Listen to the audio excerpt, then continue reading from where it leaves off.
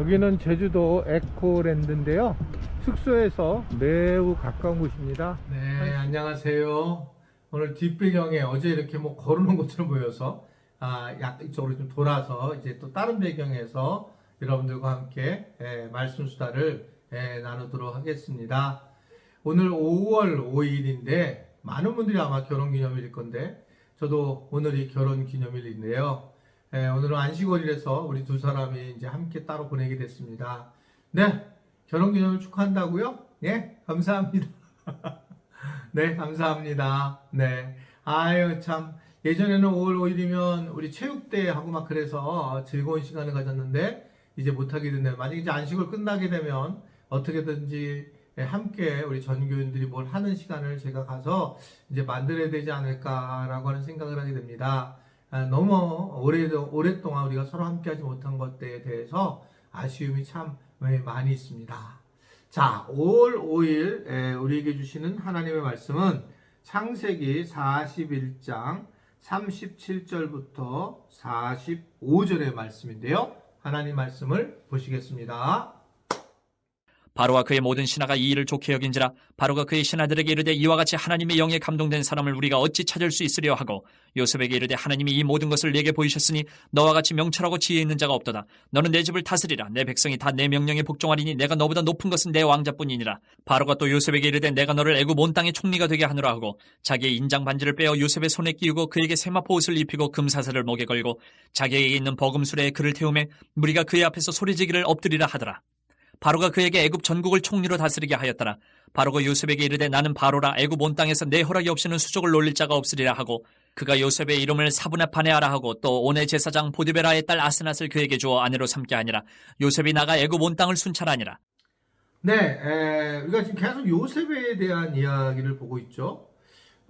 이제 이 바로와 애굽에 있는 모든 신하가 이 요셉의 해석과 또 요셉이 구체적으로 그것을 준비해야 된다는 말을 아주 다 모두 좋게 여겼다 이렇게 얘기를 해요. 그래서 오늘 37절을 보면 바로와 그의 모든 신하가 이 일을 좋게 여긴지라 라고 이야기를 하고 있습니다.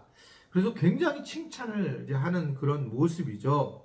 그러면서 왜 이런 일이었는가 라고 했을 때에 이 39다음 절을 보면 그들이 뭐라고 했냐면 하나님의 영에 감동된 사람을 이제 우리가 이렇게 찾을 수가 있는가? 이 사람 진짜 놀라운 사람이다 라고 얘기를 하고 있고, 그 다음 절에 보게 되면 명철하고 이렇게 지혜 있는 자가 없다 라고 하는 것들로 이야기를 하고 있는 것을 볼 수가 있습니다. 저는 이걸 보면서 이들이 하나님을 알았을까? 하나님을 당연히 알 수 없는 사람들인데, 그러나 히브리인들이 하나님을 믿는 것은 이미 알고 있었을 거예요. 당연히요.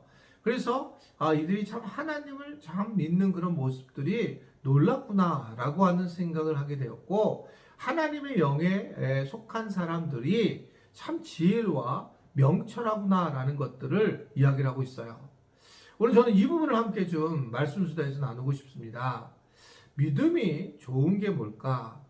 하나님의 영이 임한다는 게 뭘까? 성령 충만한다는 게 뭘까?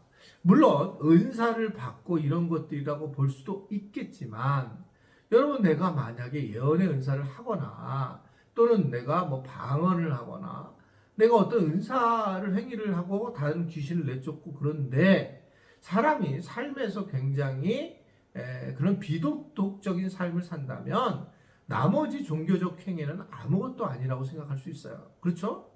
그게 뭐 와닿는 게 뭐가 있겠습니까? 그 자체만으로도 어떻든 신뢰할 수 없는 게 현실의 모습이다라고 생각하는 거예요. 세상 사람들이 볼 때에 참 믿음이 있다라고 하는 건 어떨 건가?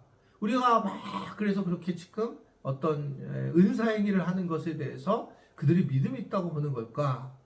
저는 그렇게 생각하지 않습니다. 이것들은 우리에게 하나님을 알게 하는 하나의 방식 중에 하나라. 그것도 지금은 성경 말씀이 우리 이 땅에 임했기 때문에 잘 사용하지 않는 그런 은사들이었는데, 그럼에도 이제 물론 나타나기도 하지만, 그러나 우리가 좀 더 하나님 말씀만을 바라보고 하나님 말씀에 그리고 굉장히 영적으로 성령이 충만한 사람들의 특징은 지혜와 명철한 사람이다. 이런 거 보는 거예요. 저 사람은 참 명철하고 지혜가 있구나.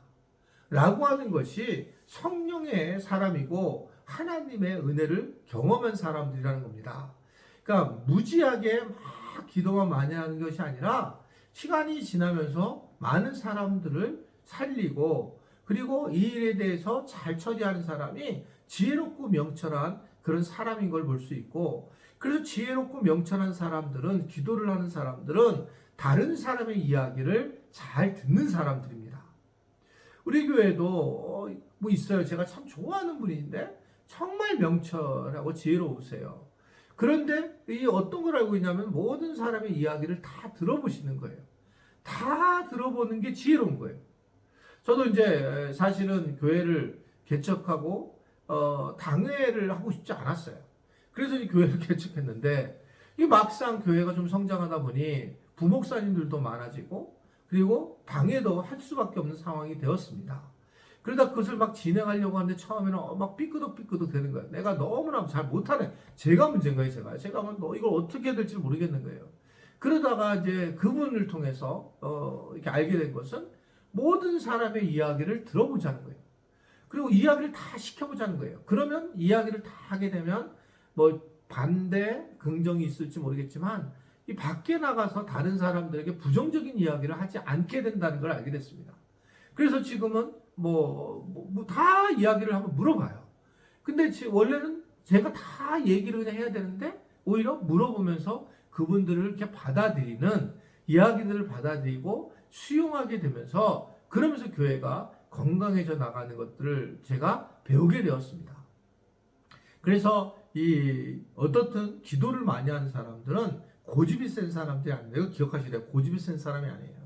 기도를 많이 하는 사람들은 굉장히 유연한 사람. 근데 뭐가 유연하냐면 다른 사람이 바뀌는 게 아니라 자기 자신을 바꾸는데 유연한 사람이에요. 그러니까 그걸 가지고 고집을 내세지 않고 얼마든지 복음 외에는 얼마든지 바꾸며 함께하는 사람이 바로 믿음이 있는 사람의 모습이다. 누구냐? 요셉에게 대해 사람들이 인정을 한 겁니다. 요셉을 꽉 막힌 사람 본 게 아니라 하나님의 영에 속한 사람인데 쟤는 지혜와 명철이 있는데 한 사람이 얘기하지 않은 것이 아니라 모든 사람들이 얘기한다는 겁니다. 사실은 이런 상황이 되면 결국은 이 요셉이 높은 자리에 올라갈 거라고 생각한다면 현재 우리의 정치를 보게 되면 이걸 가만히 놔두지 않아요. 근데 오늘 역시 그런 대로 정말 바로가 특별하게 요셉을 세워서 이 자기 것들을 다 주고 딸까지 줘가지고 결국은 요셉을 뭐 이제 최고의 총리의 자리로 앉히잖아요. 근데 이걸 몰랐을까 이 사람들이요? 아니요. 빠끔이들이죠. 정치하는 사람들이 다 알았을 거예요. 그럼에도 불구하고 그를 인정했던 것은 정말 요셉 자체가 지혜롭고 명철했다. 즉 굉장히 기도를 많이 한 사람으로 하나님이 함께하는 것을 느꼈고 그리고 많은 사람들이 인정할 정도의 지혜와 명철함을 가지고 있었다라고 하는 겁니다. 저는 우리 교인들이 세상에 나가 생활선교사가 돼서 다 모두 요셉처럼 그러한 저 사람 하나님의 사람이네. 저 사람은 아주 굉장히 명철하고 지혜가 있네. 가족에서든지 뭐든지 좀 예수를 믿으면 딴 사람보다 지혜와 명철이 있는 사람. 그것은 어떻게 한 사람이 지혜와 명철이 있는 사람이냐? 우리가 잠언서를 보게 되면 하나님을 인정하는 사람. 하나님을 진짜 인정하는 사람은 지혜와 명철함을 가지고 있다. 하나님을 아는 지식을 가지고 있는 사람이 지혜의 근본이다. 라고 하는 말씀을 하고 있거든요. 우리가 살면서 정말 하나님이 살아계시다. 라고 인정하고 살아가는 거예요. 그렇게 되면 하나님 주신 것을 가지고 어떻게 이 땅에 살아가야 되는가 이것을 알게 된다는 거죠. 우리에게 7년 전에 많은 풍년을 줬다면 이제 흉년이 오게 되면 당연히 그래서 우리가 여기서 노는 것이 아니라 잘 모아서 함께 더불어 살아가야 된다는 거 이건 굉장히 오늘 우리에게 중요한 그 인사이트를 주는 거다. 가만히 종교적으로 막 아멘 아멘하고 끝마친 것이 아니라 인간적으로도 준비하면서 지혜롭게 세상에다가 뭔가 영향력을 끼치는 모습인 것을 우리에게 알려주고 있습니다. 우리 모두도 그러한 오늘 휴일인데요. 하루가 되기를 바라고 5월 5일 여러분들이 또 아주 행복한 아이들과 더불어 행복한 시간을 누리시게 되기를 바랍니다. 저희도 결혼기념일입니다. 혹시 같이 결혼기념일 분도 계실 텐데요. 축하드리고요. 이제 우리 기도하겠습니다. 하나님 아버지, 오늘도 말씀을 통해서 다시 한번 하나님의 은혜를 깨닫고 또 우리가 어떻게 하나님의 영을 충만하게 사는지, 지혜와 명철을 사는 것이 얼마나 중요한지를 알게 하시니 감사합니다. 그래서 세상에서 우리가 성공하려고 사는 것이 아니라 지혜와 명철에 져서 세상 사람들이 우리를 높은 자리에 올리는 그런 일들이 곳곳에서 일어나도록 축복하여 주옵소서. 오늘 5월 5일 어린이날 우리 어린이들 축복합니다. 어린이들이 모두 기쁘고 즐거운 아기 예수처럼 살아갈 수 있는 그런 세상이 되도록 은혜 베풀어 주옵소서. 예수님의 이름으로 기도드리옵나이다. 아멘.